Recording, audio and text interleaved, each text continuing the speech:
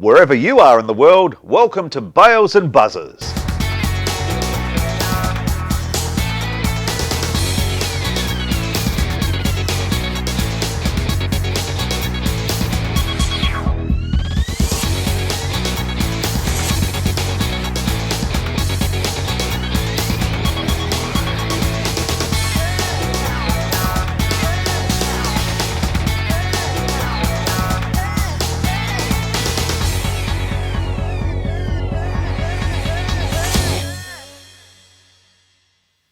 Hello everyone, welcome along to Bales and Buzzers. It's Robbo here and Buzzer is with us. How you doing, mate?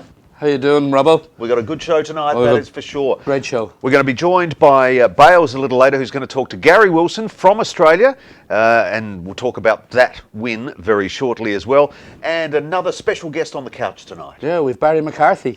Big Barry. Yeah, Barry from Pembroke Cricket Club, Leinster Lightning, Ireland A and Durham County Cricket Club. So it's going to be terrific. Yeah, looking forward to it. And don't forget too about our special competition. Now, next to you on the couch is a fantastic jersey. It's the new Ireland jersey signed by all of the team. That would look really nice on my wall. And I'm sure yours as well. Yeah, mine as well, yeah. Yeah. But if you would like to win that at the end of the World Cup, all you need to do is like us on Facebook. It's as simple as that. Go to facebook.com/TheSlogSweep and please like us, and you are in the draw to win that magnificent prize. Welcome back to Bales and Buzzers. So the game yesterday, Johnny, was a great game. I was reading some of the reports in Australia, and even though we left a little late in the day to actually get over the line, a lot of people I know have been saying it's probably the best game of the World Cup so far in terms of the excitement. Yeah, it was an unbelievable finish. I mean, I think at 97 for 4, you saw the grittiness of Andy Balbirnie and Gary Wilson, who just anchored the whole innings, and then of course Kevin O'Brien then coming in and just letting loose at that stage, and he really did let loose. It was funny. I was on the phone at the World Cup site. I was working and I was out and about, and it's like 4 for 97. I think, but then all of a sudden you saw the score. Sort of every time I check, every couple of minutes, the score would be up another 10 runs, and another 10 ruds, and another. And I thought, hello, somebody's having a good go here. Yeah, so but I mean, fantastic. The run rate was creeping up. It had crept over 8 and over. Yeah. And it's just Andy and Gary. They just played it well. And then, of course, as I said, Kevin came in. But then there was another because at one stage when Alex Cusack and George Dockrell were at the wicket, neither of them had faced a ball. So it was. I mean, the nerves were going again. But it was. I thought George's shot, the inside-out shot, was certainly calmed everybody's nerves. But I mean, I know there's a lot of discussion around putting them in. We've certainly demonstrated the fact that we can chase a big score yet again. But it would have been, in certain circles, it would have been highly thought of that we would have chased that quite easily, and letting them get 279. But I think it just shows the depth in this side. Yeah, you mentioned run rate there. Now the interesting thing, I mean, all the guys can do is keep winning. I mean, that's the name of the game. But really, to do that, they need to win all of the games because our run rate is not really where it should be in terms of getting through to the group stage. Would that be a fair comment? Yeah, I mean, I think now what we're seeing is now because of the net run rate being quite low, or that to be absolutely certain we're going to have to win 4 games. But I mean, because there are a number of the countries now who are likely to win 3 games if you pan it out. So the game against South Africa coming up next week, and then Zimbabwe, which we would be working on winning. And then, but I mean, there's a long way to go. But when you have 2 wins out of 2. It's confidence, growing confidence that we discussed in the last show, Can't do much more. Well, it's time on Bales and Buzzers now to catch up with Bales himself, and he's caught up with the man of the match from the game the other day. There's only one Gary Wilson. His 80 off 69 balls yesterday helped Ireland over the line against UAE and kept Phil Simmons' side on track for the quarter-finals. We're absolutely delighted to be joined on the line from Canberra, where the team have just touched down. Gary Wilson. Gary, welcome to the show. Thanks very much, Ryan. Yep. Gary, first off, it must have been a huge relief to get over the line yesterday. Yeah, massively. It became our biggest game in the World Cup when we beat the West Indies. So to get 2 more points and move on to Canberra was really pleasing. Yeah. Yeah, and from a personal point of view, how pleased were you to get those runs under your belt and help the team? Yeah, obviously really nice to contribute to a win. Would have been great if I'd seen it through to right to the end, but wasn't to be. Obviously going into the game, my form hadn't been quite as I'd liked, but history says that if you train hard enough and work hard enough, then you'll get your chance and opportunity. And lucky enough for me, it was yesterday. Yeah, and you said you'd endured a pretty lean run of form, but you'd already maintained that you were going into the game in a confident frame of mind. Was it more of a case that you were expecting a big score to be around the corner sooner rather than later? Yeah, look, it is hard whenever you haven't got the runs you would have liked and you're under pressure to get those runs. And you've just got to remember, I think, that you are only one innings away from making a difference again. You don't. The harder you work, the more opportunity, the more chance you'll have of getting those runs. And I just tried to put it in the nets and trust my processes and things like that. So yeah, I was obviously delighted. And when you are struggling for a bit of form, is the situation you found yourself in yesterday when you had to consolidate and then rebuild, is that an easier situation to go into bat than maybe, say, the West Indies game where you had to go, keep your foot down the pedal from the off? I don't know, really, to be honest. I think whatever situation, you just try and play the game situation as it is. And I don't know if it was easier yesterday to rebuild, because obviously there was the extra pressure was there, that I knew that if I had got out at the start, then we really were struggling. So I don't know if that made it easier or not. Yeah, as I said, I think that it just did come through. That's all I can really put it down to, is working hard, and that's what it is. Yeah, and anyone who watched you last year for Surrey obviously will know that you enjoyed a prolific season, and I had the pleasure of watching you several times. I think the one innings that stood out was your 160 against Leicestershire, Niall O'Brien's Leicestershire at the Oval. Where does yesterday's innings rank in terms of not just in an Irish jersey, but in your career? Yeah, it would be up there. Yeah, it would be one of my most important, definitely.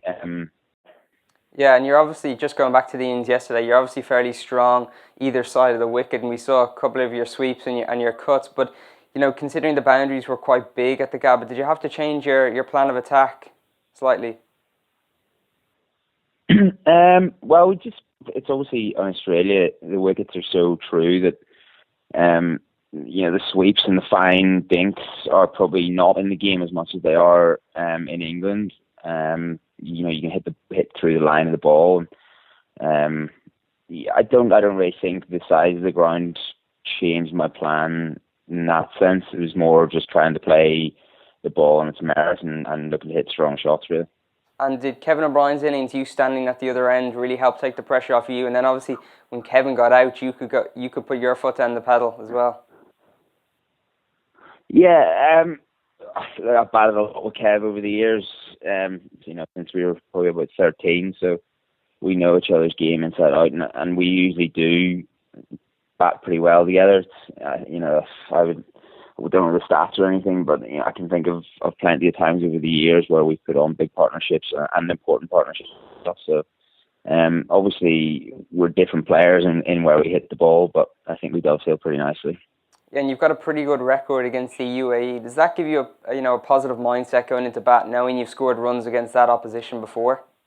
Yeah, that does help. Obviously, I think someone mentioned yesterday in the press conference I did about my record against the UAE, but I think anytime, I think I play my best whenever I'm under pressure. Although it's not a nice feeling. No one likes to be under pressure, but I think whenever the team's down and out nearly, I'd like to think that I stand up, and yesterday we weren't quite down and out, but it was obviously a pretty crucial time whenever me and Andrew Balbirnie were trying to rebuild. So yeah, in that sense it was pleasing. Yeah, and what was the mood like in the dressing room when we got off to sort of a sticky start, and then Ed and William Porterfield, they were sticking with it, but we got a bit stuck. What was the mood like in the dressing room at that particular moment in time? Well, we never panicked, to be honest.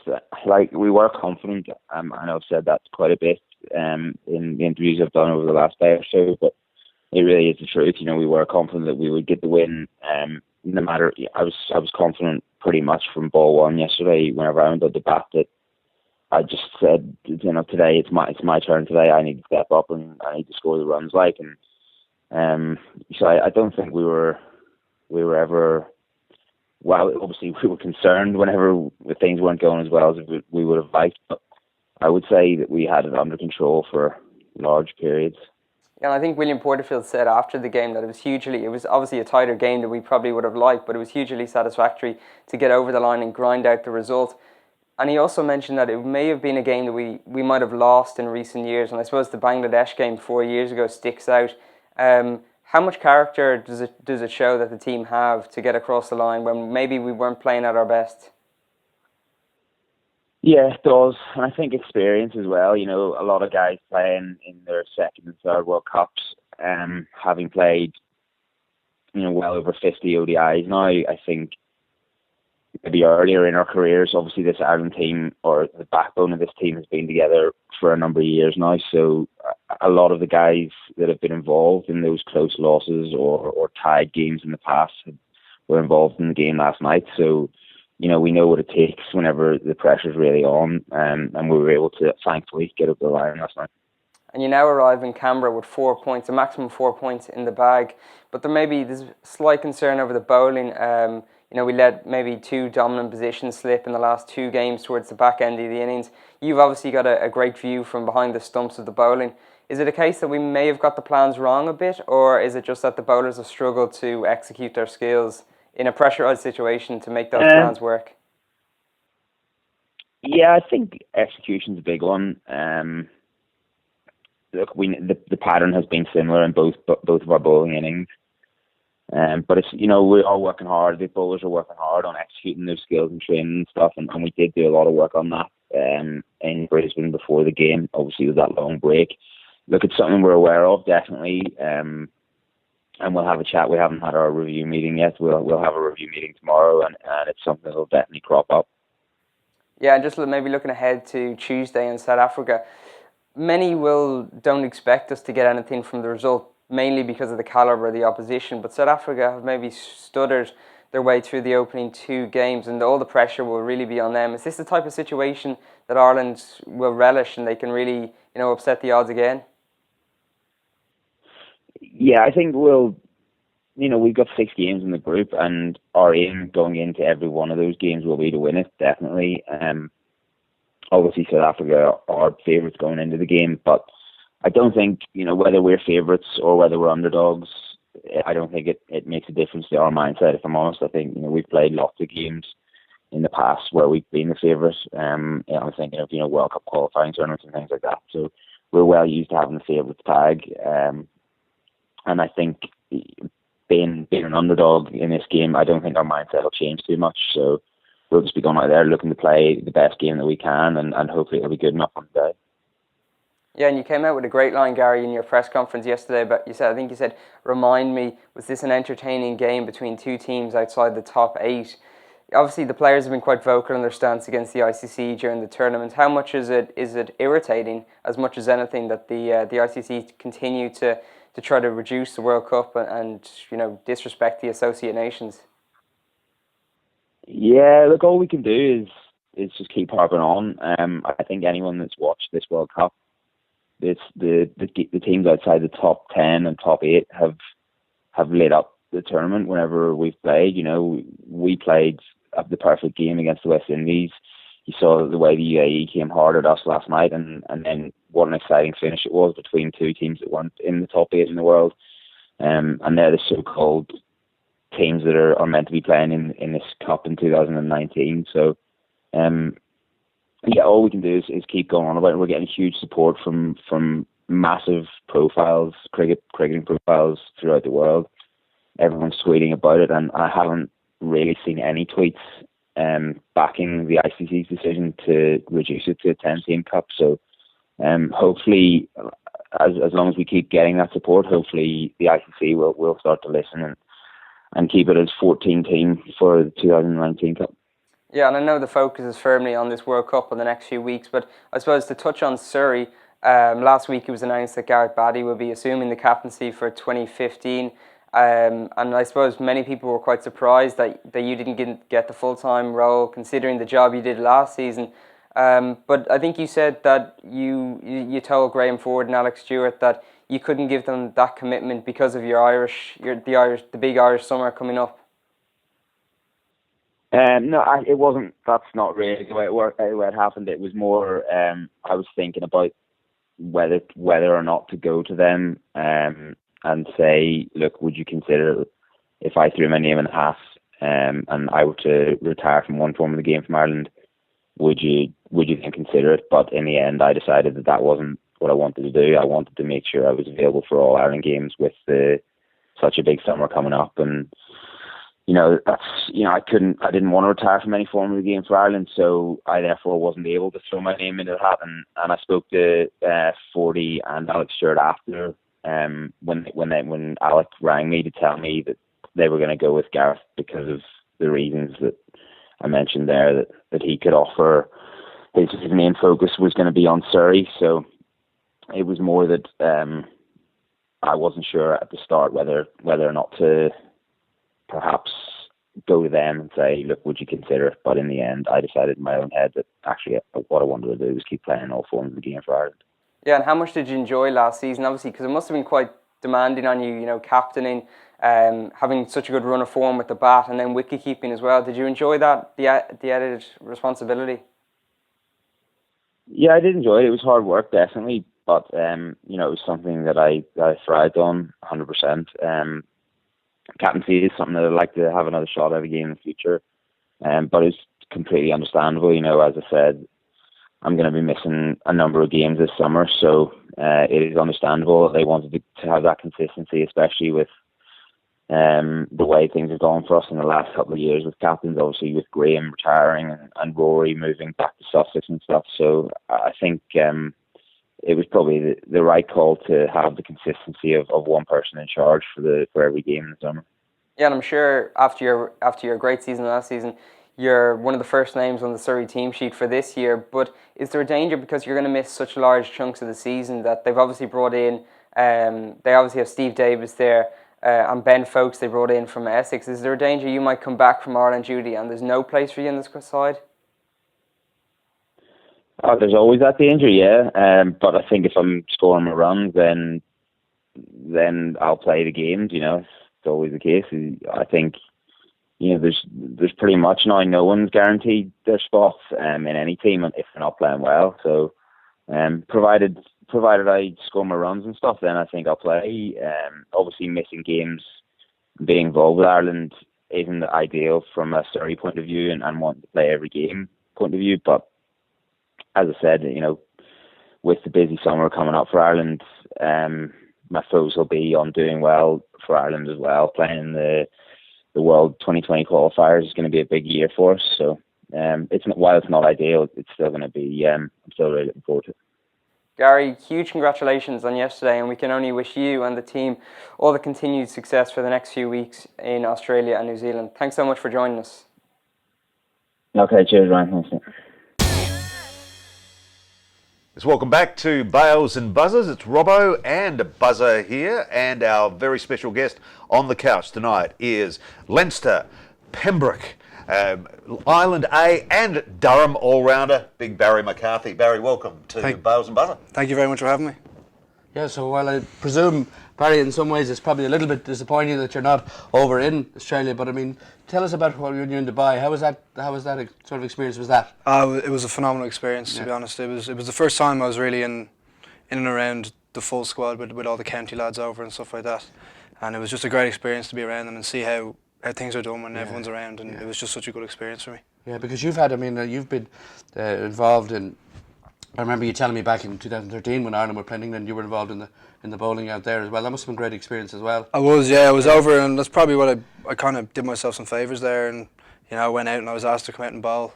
Obviously a little bit frustrated, I wasn't probably closer to the team at the time, but I went out and bowled quite well, and that's probably where I kind of sprung and started from there. Yeah.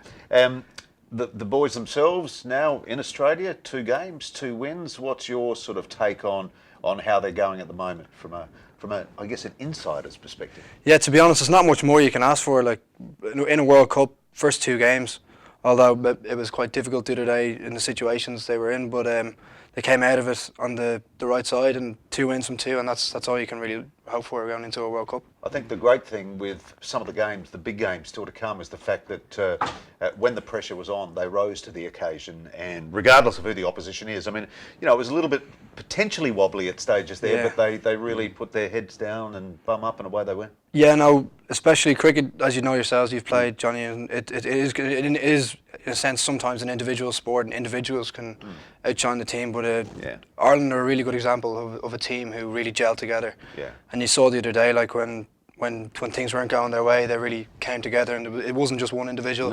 It was a couple of lads who came together and really did the team proud and came through on the right side. So now 2 wins from 2. I thought that the partnership between Andy Balbirnie and Gary Wilson was a very, even though the run rate was creeping up, it was a very especially with the amount of 2020 that's been going on around the world, and you know the way the game even set up a little bit differently now.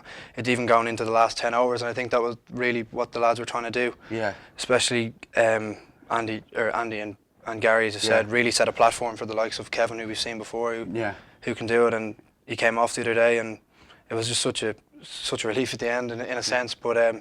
Again, for the lads to be 2 from 2, I think we all would have said it's great to be in that situation. As you can't ask for more. And exactly. South Africa now coming up on Tuesday next. It's going to be. I know. It'll be a tough task. It'll be a tough task. But again, the team, like, there's not much more you can ask for from that team. You know, the World Cup again. 2 wins from 2 brings the momentum into the third game. South Africa had a tough loss the other day to. India the other day, so hopefully that'll play in our favour. It's interesting with a game like South Africa. Of course, in our 2 games so far, we won the toss and we put the opposition in. If you won the toss and you had to decide against South Africa, what would you do? It is a tough one. But at the end of the day, both teams are going to have to bat, both teams are going to have to bowl.